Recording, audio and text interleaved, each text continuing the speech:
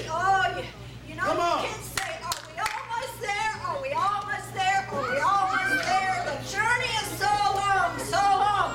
And you know, Brother Marlon, sometimes I want to look at you and say, are we almost there, Brother Marlon? Are we almost there? This journey has been so long. Come on. It's been so long. Yeah. I want to know how it feels. Yeah. I want to sit down by the river of life. I want to just rest. I want to rest in the Lord. Don't you want to rest in the Lord? I want to rest right here on this earth.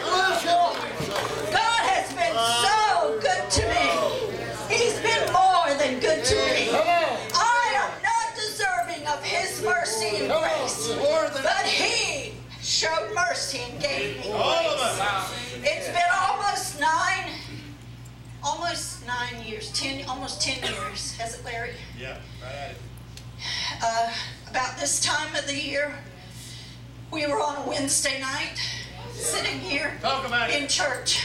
Come on. Come on. And I know that probably we've told this story many times, Let me but tell you. somebody hasn't heard it. We were sitting in church in a service very much like this one. And I got word. Sister Theresa, Brother Larry needs to talk to you outside.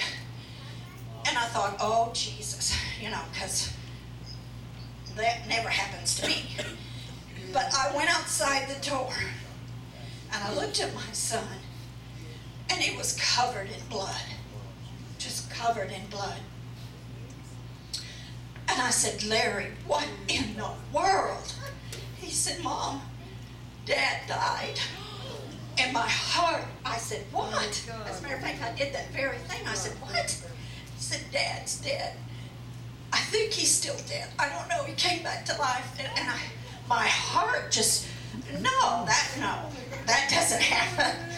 Not to me. That doesn't happen. But he said, I think they're taking him to Bayfront Medical Center, and we need to leave right now. Well, my other boys were here in the church, and so we had to rally around and get it all. But this is the short story. My husband is sitting right down on the end of this road, right down here. And this is the truth. You can believe it or not, but it is the truth. And you all know, most of you were here that night. Brother Hank was cutting a pole he was directed to cut a fence pole by my husband, and he was cutting that pole. And my husband is very careful.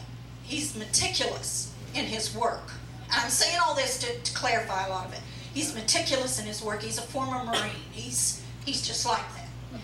But it just so happened this time that he walked out of the way, which is not anything that he would do outside where the fence pole was.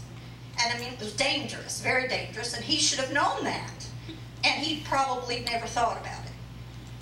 But Brother Hank hit that pole the last time, and it fell. A 35-foot galvanized steel pole. The end of it, the tip of it, hit my husband in the head. Crushed his scalp. Took it all off the top. And it hit him so hard it broke his leg. And he died. He did die. When the ambulance got there, they called the helicopter. They Bay-flighted him.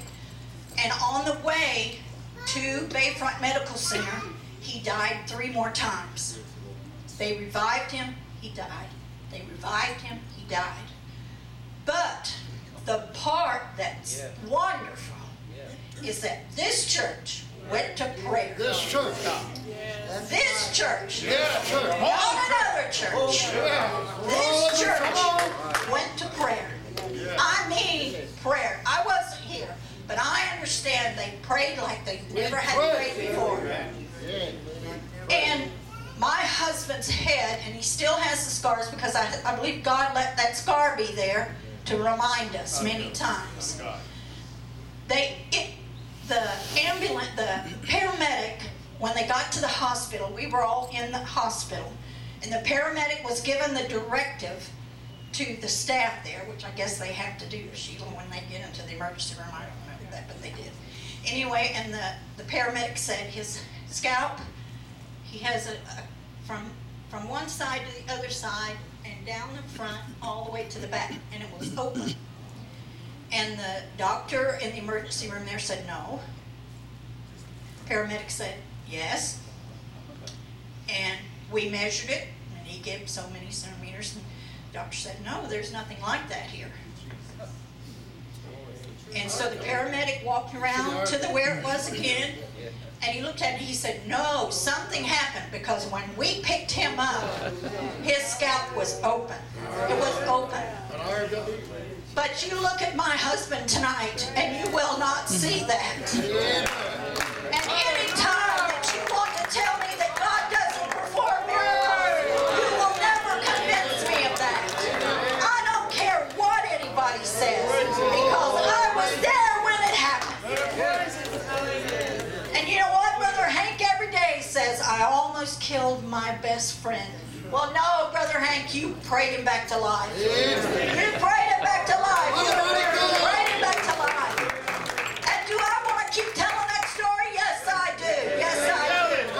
That happened on a Wednesday night, and on a Friday, my husband came home from the hospital, and Sister Judy was helping him bathe his head to get rid of all the dried blood. No, don't tell me God doesn't do that. I know He does. But it's not just that. It's over and over the miracles that God does for all of us. All of us. But the greatest miracle of all is when He saved my soul. There was nothing as dirty and ugly and stinky as my soul was when Jesus came in. And it was the same way for you. It was the same way. And then He gave me the Holy